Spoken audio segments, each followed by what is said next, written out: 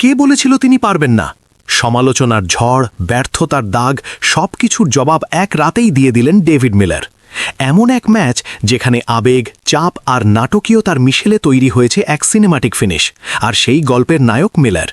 শেষ মুহূর্তে তার ব্যাট থেকেই এসেছে সেই জয়ের হাসি, যা একসময় ছিল আক্ষেপের কারণ।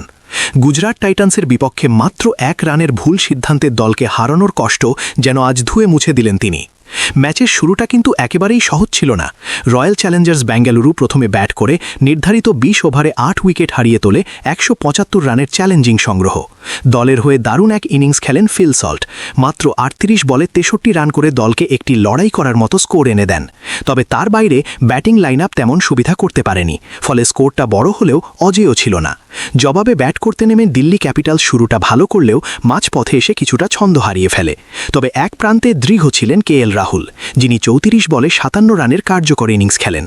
এরপর দায়িত্বটা কাঁধে তুলে নেন ট্রিস্টান স্টাবস। তিনি 47 বলে 60 রানের অসাধারণ ইনিংস খেলে ম্যাচটাকে জীবিত রাখেন। কিন্তু আসল নাটক শুরু হয় ম্যাচের শেষ দিকে।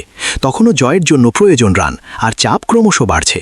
মাঠে নামার আগেই ডাগআউটে দাঁড়িয়ে কিছুটা চিন্তিত ছিলেন ডেভিড মিলার। তার চোখে ছিল চাপ, মনে ছিল আগের ব্যর্থতার স্মৃতি। এদিকে দলের অধিনায়ক অক্ষর প্যাটেল ইনজুরিতে পড়ে মাঠ ছাড়ায় পরিস্থিতি আরও কঠিন হয়ে ওঠে।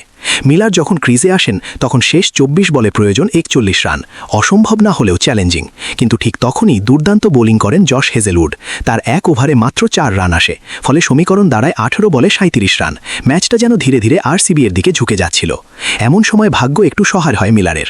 0 রানে আউট হয়ে যেতে পারতেন তিনি, কিন্তু রাজত পাতিদার একটি সহজ রান আউটের সুযোগ হাতছাড়া করেন। এই ছোট্ট ভুলটাই পরে ম্যাচের বড় টার্নিং পয়েন্ট হয়ে দাঁড়ায়। এরপর স্টাবস একটি বিশাল ছক্কা হাঁকিয়ে নিজের 50 পূর্ণ করেন। তখন সমীকরণ দাঁড়ায় 12 বলে 25 রান। এরপর আবার চাপ বাড়ে যখন রাসিক তার ওভারে মাত্র 10 রান দেন। শেষ 6 বলে প্রয়োজন পড়ে 15 রান। যে কোনো দলের জন্যই কঠিন মুহূর্ত। বল হাতে আসেন রোমারিও শেফার্ড, আর স্ট্রাইকে ডেভিড মিলার। প্রথম 2 বলে আসে মাত্র 2 রান। তখন সমীকরণ দাঁড়ায় 4 বলে 13 রান। চাপ চরমে। কিন্তু এখানেই বদলে যায় পুরো ম্যাচের চিত্র। মিলার প্রথমে এক বিশাল ছক্কা হাঁকান, এরপর পরের বলেই আরেকটি ছক্কা।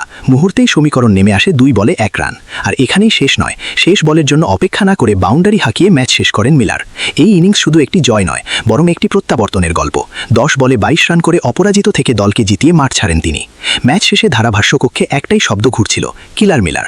কারণ যেদিন তিনি জ্বলে ওঠেন সেদিন প্রতিপক্ষের জন্য রক্ষা নেই। আজকের এই ইনিংস দিয়ে তিনি শুধু ম্যাচ জেতাননি, নিজের অতীতের ভুলেরও জবাব দিয়েছেন।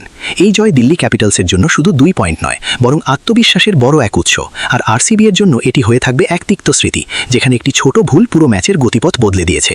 সব মিলিয়ে ক্রিকেট ভক্তদের জন্য এটি ছিল এক রোমাঞ্চকর ম্যাচ, যেখানে শেষ পর্যন্ত জয় পেয়েছে সাহস, অভিজ্ঞতা আর মানসিক দৃঢ়তা। আর সেই গল্পের কেন্দ্রবিন্দুতে একটাই নাম, ডেভিড মিলার।